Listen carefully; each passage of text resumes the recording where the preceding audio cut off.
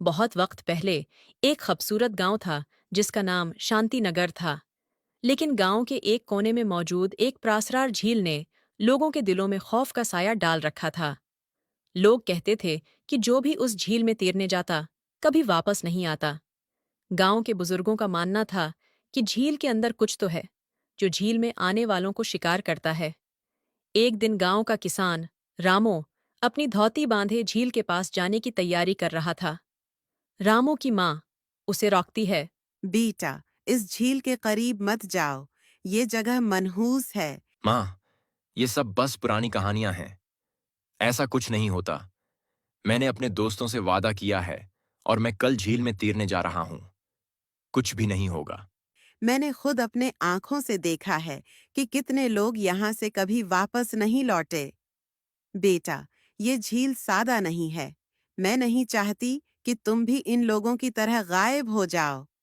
लेकिन रामू अपनी माँ की बात को संजीदा नहीं लेता और झील की तरफ जाने का इरादा करता है। अगले दिन रामू अपने दोस्तों के साथ झील के पास पहुंचता है। गांव के लोग दूर से ये मंजर देख रहे थे। रामो, मुझ जाओ। ये झील वही है जिसमें जाने वाले कभी वापस नहीं आए। आप लोग बस पुरानी कहानियों पर यकीन करते हैं। मैं वापस आऊंगा और तुम सबको दिखाऊंगा कि यहाँ कुछ भी खतरनाक नहीं है। रामू अपने दोस्तों की तरफ देखकर पानी में दाखिल होता है। रामू झील में तैरने लगता है।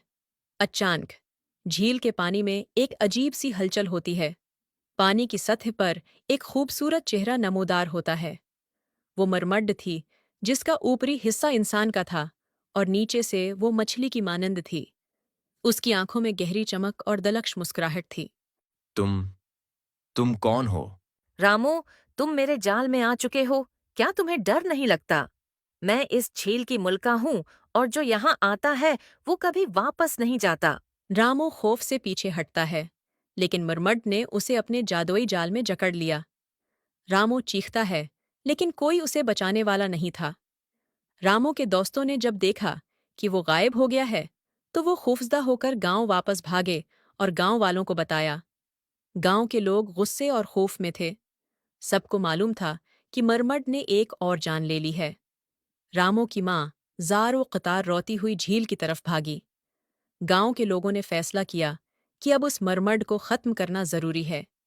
गांव के बहादुर जवान और बूढ़े सब जमा हुए और झील के पास पहुंचे। अब बहुत हो चुका। हमें उस मरम्मत को खत्म करना होगा। ये झील हमारे लोगों की कब्रें बनती जा रही है। गांव के लोग नेज़े, मिशालें और रस्सियां लेकर झील में दाखिल हुए। मरमड ने उन्हें रोकने की कोशिश की, लेकिन गांव के जवानों ने हिम्मत नहीं हारी। आखिरकार उन्होंने मरमड को झील के किनारे घेर लिया और उसे नेज़े से वार करके मार डाला। तुम सबने मेरे साथ क्या किया, लेकिन मेरी लांट तुम सबको हमेशा परेशान करेगी। मरमड की मौत के साथ झील का पानी एक बार फिर खामोश हो गया। मरमड की मौत के बाद झील का खौफ खत्म हो गया। गांव वाले दोबारा अपनी जिंदगी में मसरूफ हो गए। रामू की माँ अपने बेटे की याद में रोजाना झील के किनारे बैठती और आंसू बहाती। बेटा, मैंने तुम्हें कहा था कि ये झील खतरनाक है, लेकिन तुमने मेरी बात नहीं मानी।